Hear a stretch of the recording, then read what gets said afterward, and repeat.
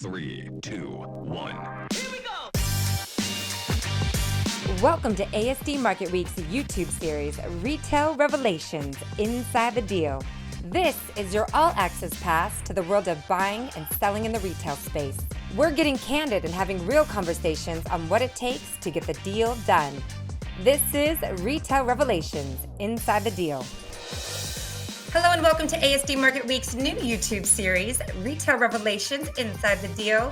I'm Stephanie Beringhele, and joining me today is the king of fashion, the man I want to dress me every single day, Tony Chinn, CEO of the buying agency. Tony, Hey welcome guys, to the show. so excited to be here. I'm so glad you asked us to be here today, Stephanie. Really excited to talk about our journey and just kind of the things that we've learned along the way. Well, 20 years in business, so you definitely have some years to talk about. But first, tell us about you. Tell us about the buying agency. Give us the inside scoop. Yeah, well, actually, that 20 plus years is actually now, if I'm going to admit it, 30 plus years. I started back 30 years ago in the 90s. I started as a greeter at Guess when I was 15 years old. It was started out to just supposed to be like a weekend job on a Saturday, just saying hello to people and getting 50% off clothes. And that's kind of what drew me to it.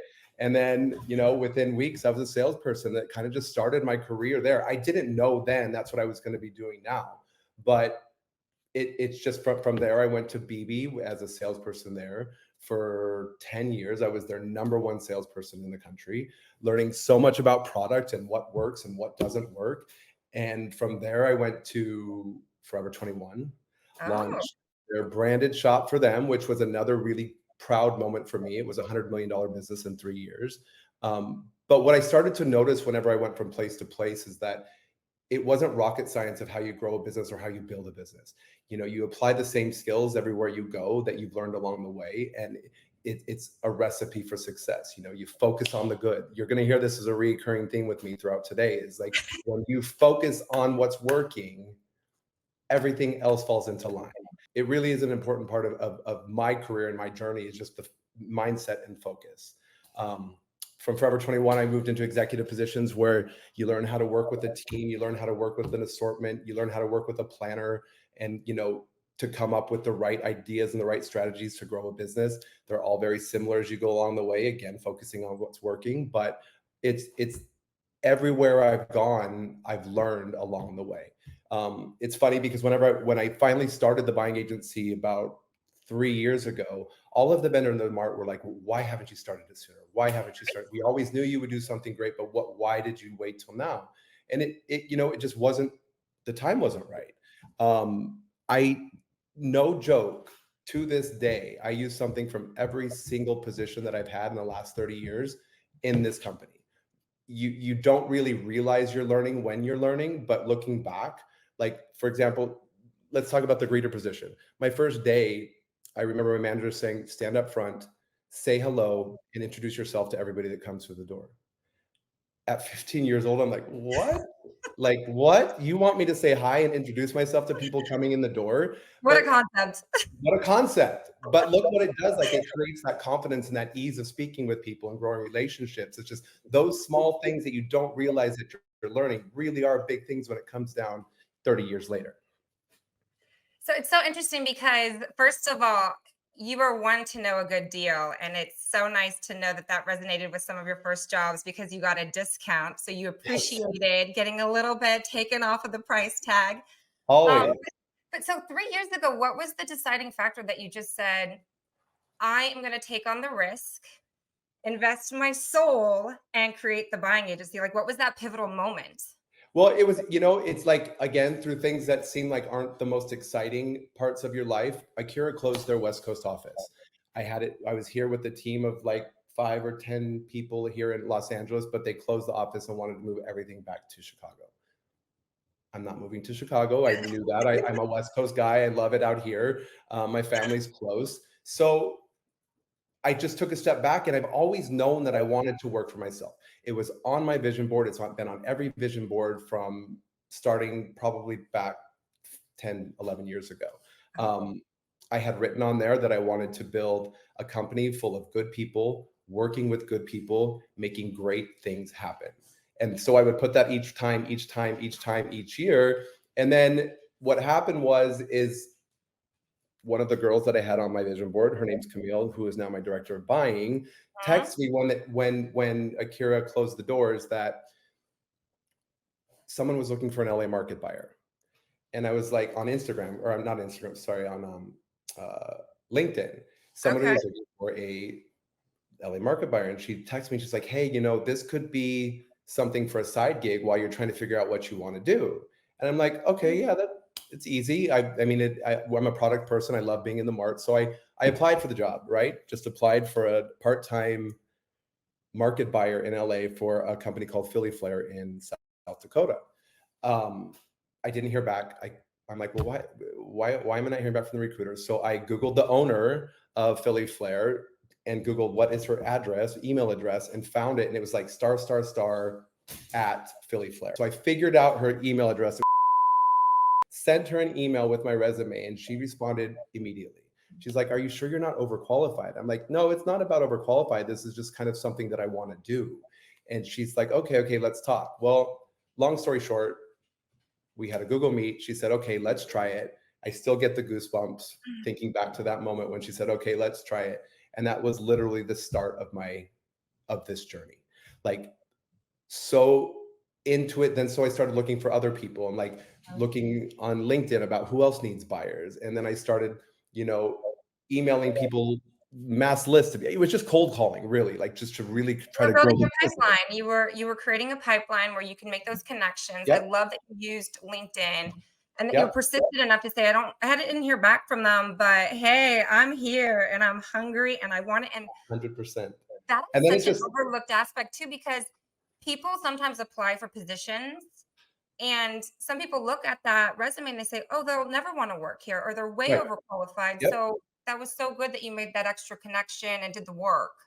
Again, and that's also about being, like you were just saying, about being consistent and being steadfast in what you're doing. Like I was focused. I was going to make this happen, good, bad, or wrong. I made it happen. And it really is come down to you and your mindset when you're trying to get something. I know I will speak about this again. Like I'm going to repeat myself. It is so important. And like, even later when we're talking about, energy and like all of those kinds of things, it's a really important aspect to me. And there's no way you could have gone to Chicago because then you wouldn't have this fabulous tan that you're presenting today.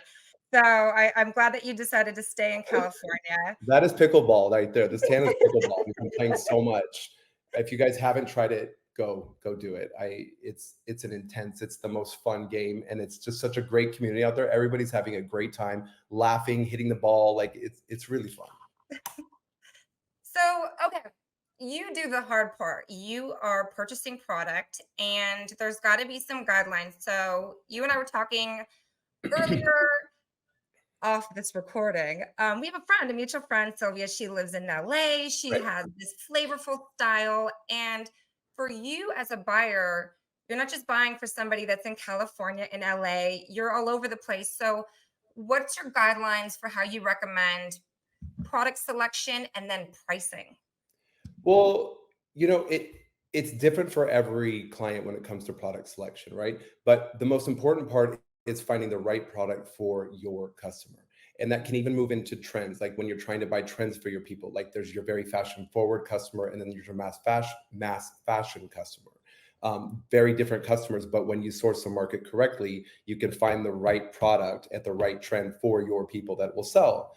When it comes to pricing, it's more about giving them the right price. Everybody has a sweet spot. So when you're looking at your sales, whether it's $29, $39, $49, you have to look at the product, look at the novelty aspect. What are they willing to pay for it? And then really start out at a 60, 62 margin. That's where I like to start and go from there, and then just really build around that. It's all about trying to gauge where the profit can be made, and while the consumers are going to fluctuate depending on store, what they're comfortable doing. So that makes sense to me. I'm going to go back just a little bit with when it comes to your pricing and product selection, with all of our clients, we analyze everything from top line sales and inventory to best sellers and reorder opportunities every week. So that having this data and this historical data to look at helps you to make the right decisions when you're pricing and when you're choosing your merchandise. Each client is different, but again, we push them to really lean into or buy into what is working and making it happen. Happen. Reorders. Let's talk about reorders real quick Oh, because I get so mad when I go to a store and they don't have my size and it's like the perfect shirt, the perfect skirt, whatever it may be.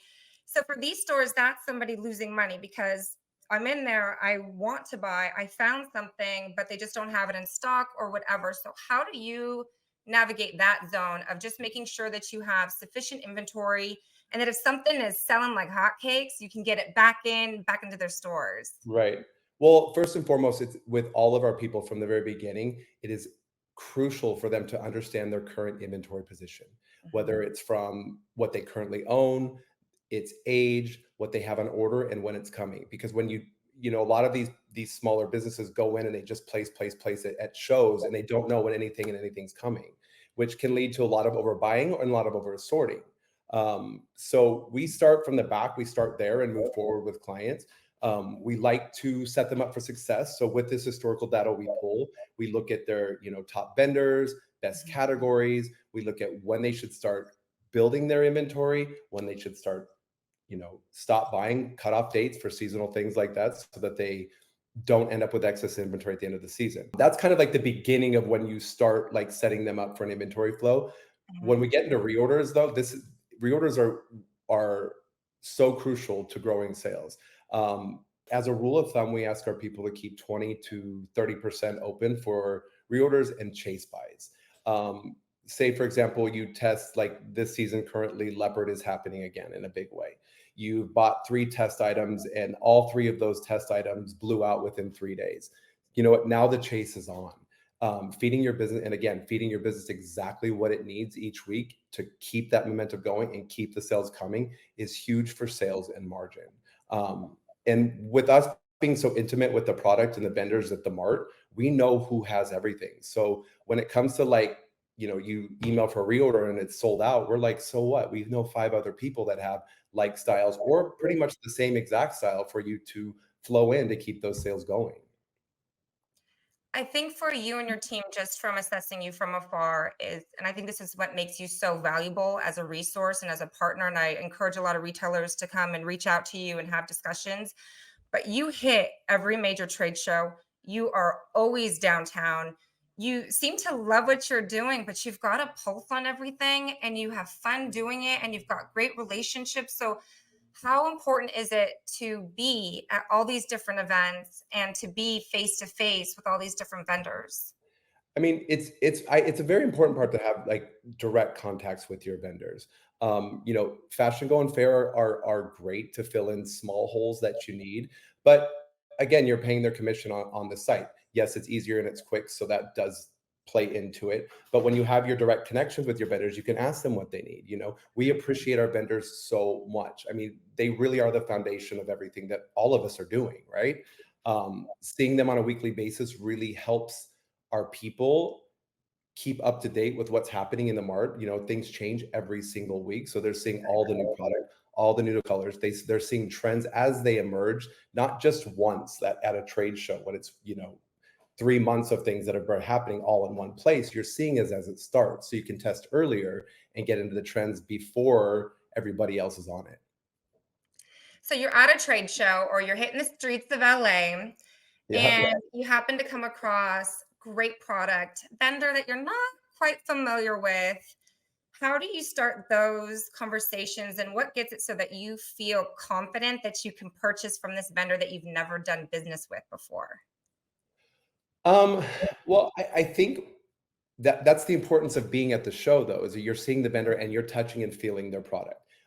We don't really have any criteria when it comes to sourcing a new vendor or a new manufacturer, as long as we are there to touch the product, see the product, feel the product, right? It is, as long as they have what you need, go for it. You know, start small. It's always start small because you don't know what their shipping is going to be like. There's the back end things, but test things with them. Once you see it happen and once you see the sales come, grow the business. So speaking of that, trade shows, you go to a bunch. Yep. Tricks and tips. What do you do? How do you approach a trade show? Like, what's Tony's advice? Okay, wear comfy shoes, look Or good, feel really, good, because you know we're in fashion, and we, you know, when you look good, you feel good. That's really one of the first and foremost things, right? But something less superficial would be like walk the entire show. You're coming to the show to find product, right? And that's exactly what those shows are for. So, you know, this again, going back to saying that everything that I've learned in my past, I learned how to walk a trade show from Fraser Ross, the owner of Kitson, 10, 15 years ago. He left no stone unturned. I mean, and that's the great thing about Kitson. It was high end and a mix of high and low end fashion. So we would carry Alexander McQueen, but then also go to ASD and find, you know, jewelry for $3 that we would sell just as much in volume as the Alexander McQueen dresses, you know?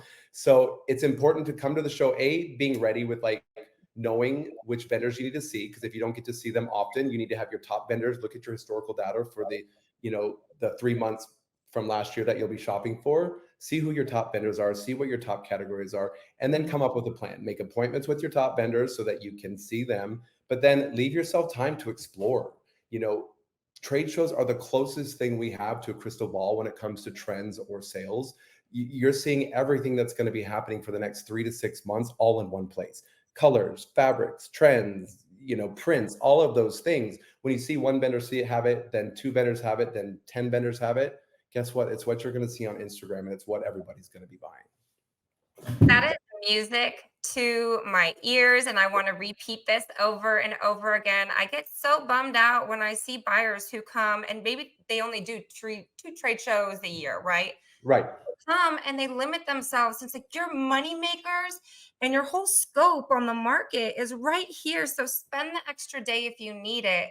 Yep. Get those comfy shoes on or those wheelies, whatever it takes. But do the work, go aisle by aisle, and just do the treasure hunt. It's worth it.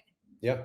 Yeah. And it's funny because a lot of people, I've always been a product executive. Like I'm a merchant. I'm a merchant at heart. So being at shows, you've seen me. It's like we are kids in a candy store, and especially when it comes to ASD, like everywhere you turn, you're seeing such huge potential for huge margins. And I'm not saying that you need to go directly to vendors with all your vendors, but it's nice to have those connections to know where things are. If you see something that you like, oh, I saw that at ASD. Let me see if they have it, or let me see if they have it coming in. Or, you know, this vendor has the softest scarves or whatever it might, sweaters or whatever it might be. Knowing what they have, and like you said, having your finger on the pulse of what all the vendors have makes it easy for you to fill your holes or things when you're trying to fill an open to buy.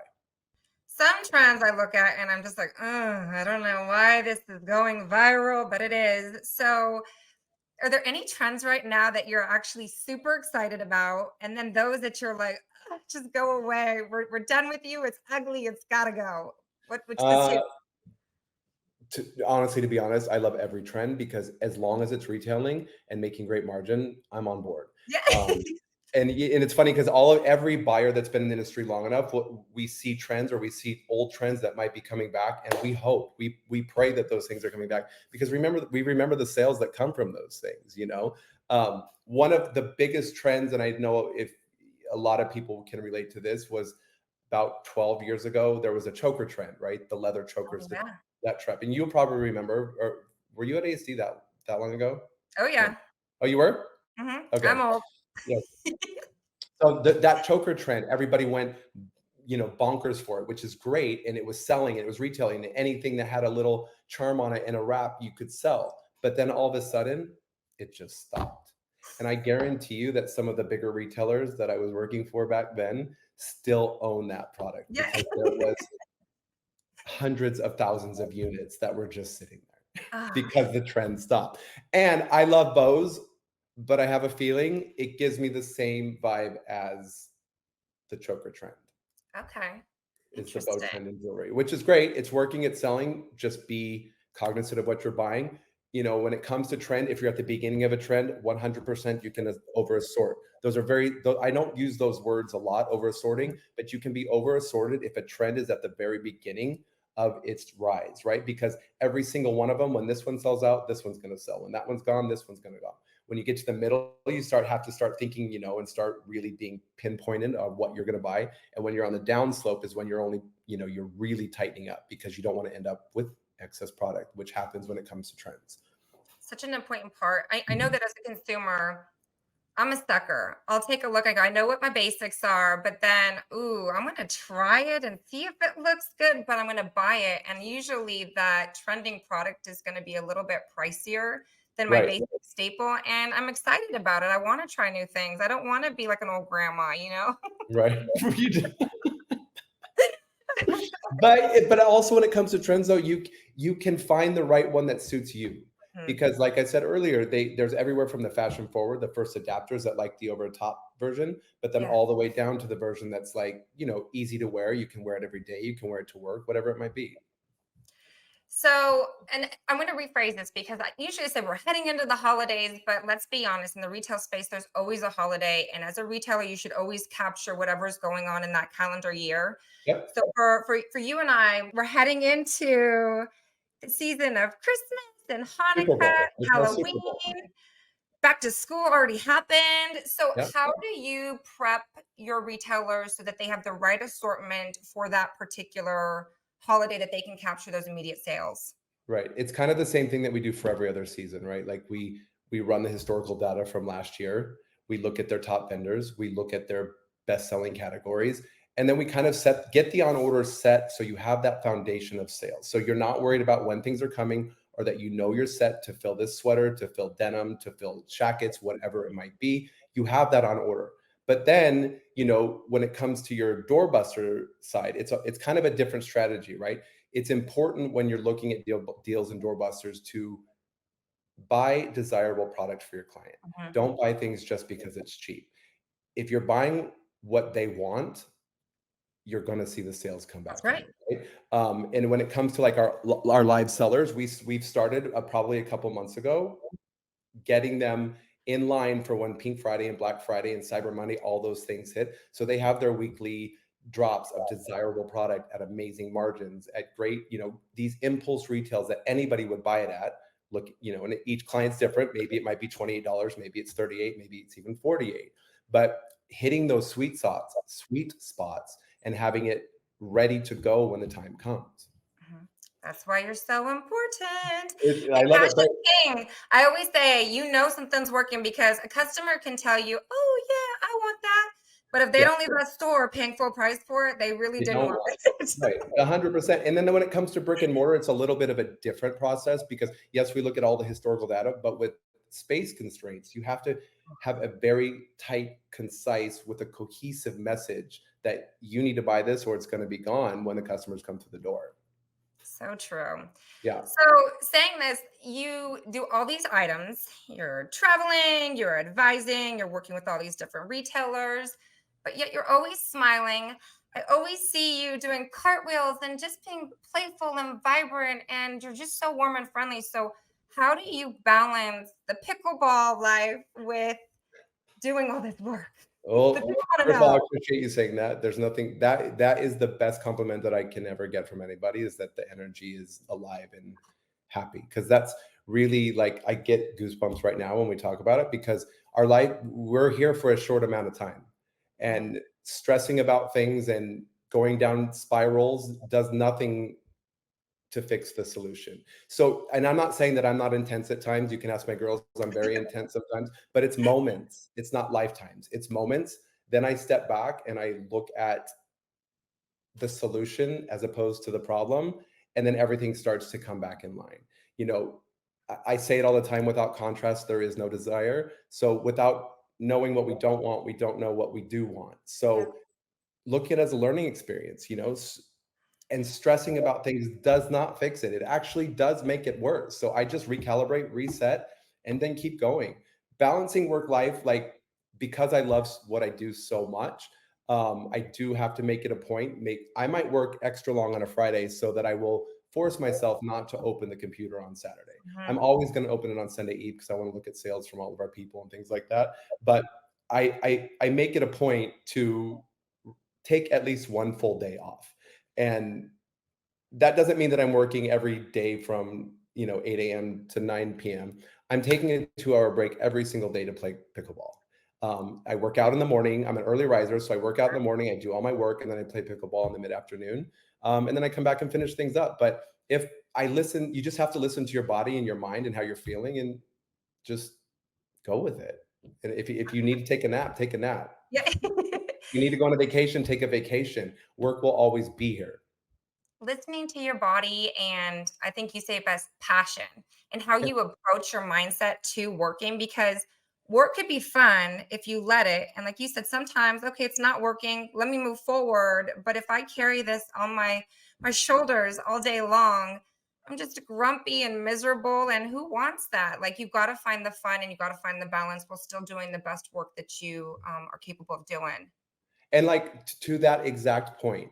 So when I went to when I went to Forever 21, I left Kitson and I went to Forever 21.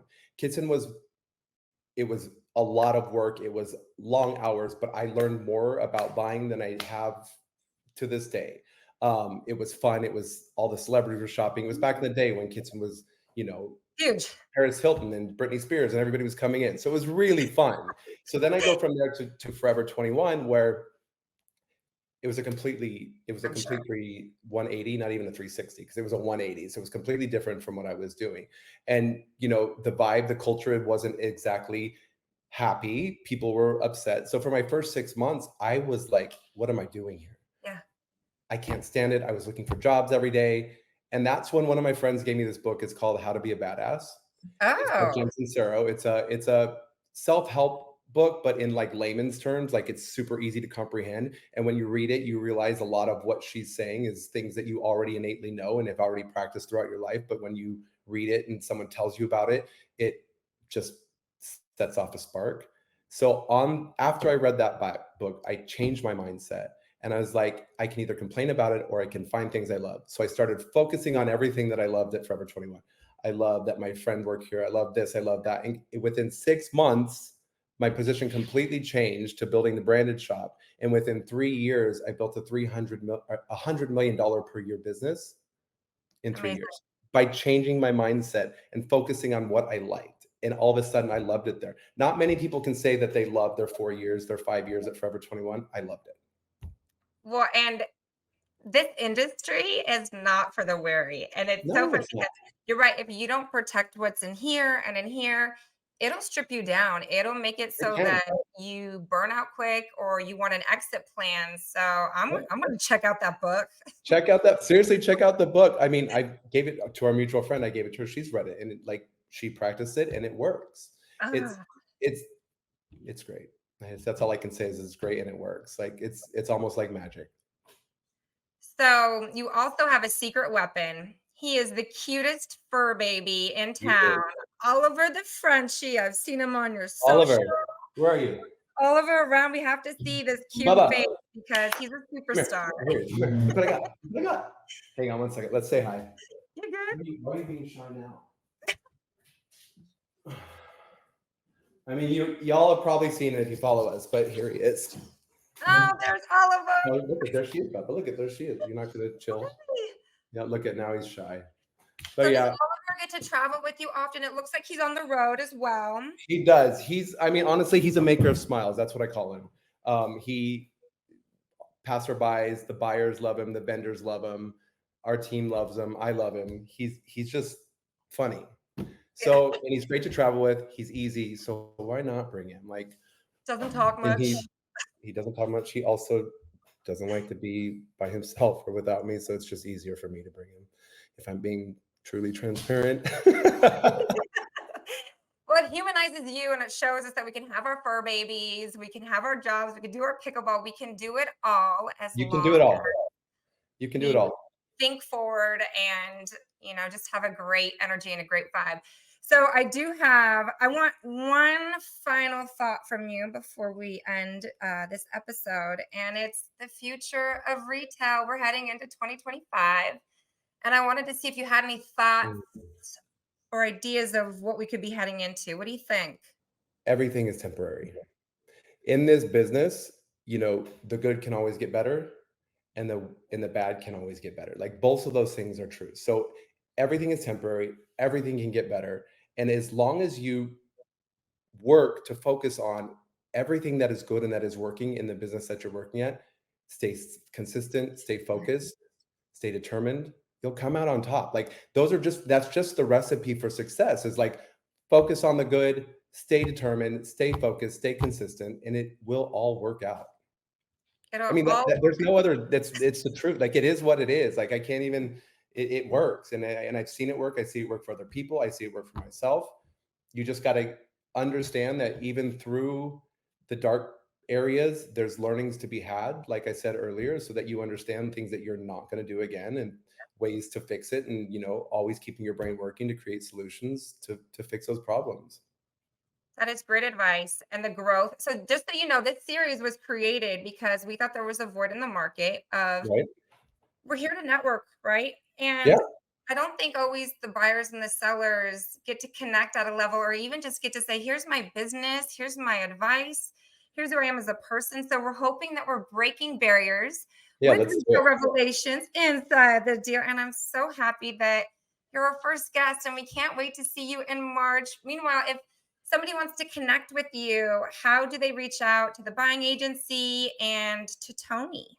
First, everybody pull out your phones and go to Instagram and hit the search bar and type in the buying agency, THEBUYING